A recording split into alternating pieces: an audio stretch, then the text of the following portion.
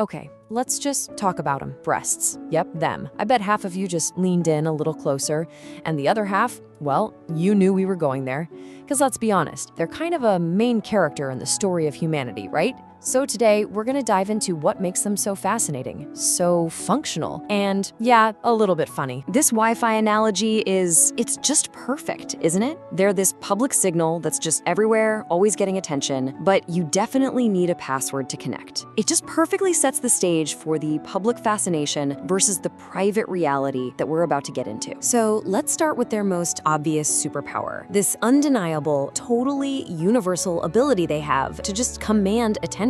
It's a phenomenon that really seems to defy all logic and crosses every kind of boundary you can think of. It really is like a magical force field. I mean, there's no other way to describe it. It's this invisible pull that works on pretty much everyone, no matter who you are or what you're doing. It's almost like a reflex, totally instinctual. Now, this is where it gets really interesting, how this so-called force field works. For a baby, it's pure primal instinct, a heat-seeking missile locking right onto its target. But for men, it's more like a kind of long-range radar. I mean, spotting one from 3 football fields away, that's some serious skill. So you've got different motives, but the exact same magnetic. Okay, let's dive into this next idea, because this one is one of my favorites. It seems like the world of fashion treats breasts less like a body part and more like customizable furniture from IKEA. You know, something you can just assemble, upgrade, and adjust for any occasion. And this table just lays it out so perfectly. A push-up bra, that's your basic upgrade kit. The slogan is literally, we can enhance this model. A sports bra, that's just airplane mode. Everything is secured, locked down, and not to be disturbed. And the bralette, well, that's vacation mode. Your breasts are on holiday, sipping a tiny drink with a little umbrella in it. So let's move on from there, because this builds into something even more complex. The really strange, kind of contradictory role breasts play in our society. They just exist in this bizarre state of being several completely different things all at once. So here's the crucial point. Just think about it. In the span of a single week, the very same body part can be worshipped in a museum as a work of art, used as a life-giving snack bar for a baby, and still get you banned from social media. It's pretty much the only part of the body that lives that kind of wild triple life. All right, let's switch gears for our final point here, from the social to the scientific. I want to leave you with one surprising little fact that, well, it might just change how you think about the physics of the human body. Okay, take a look at this number,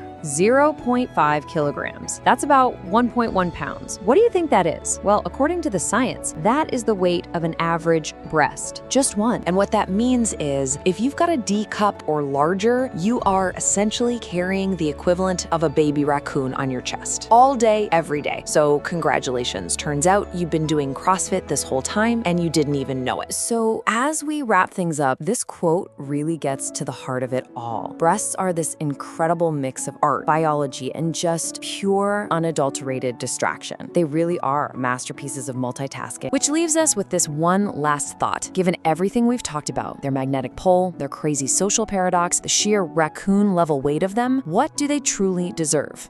Maybe a little more respect, or at the very, very least, a well-engineered, super supportive underwire bra.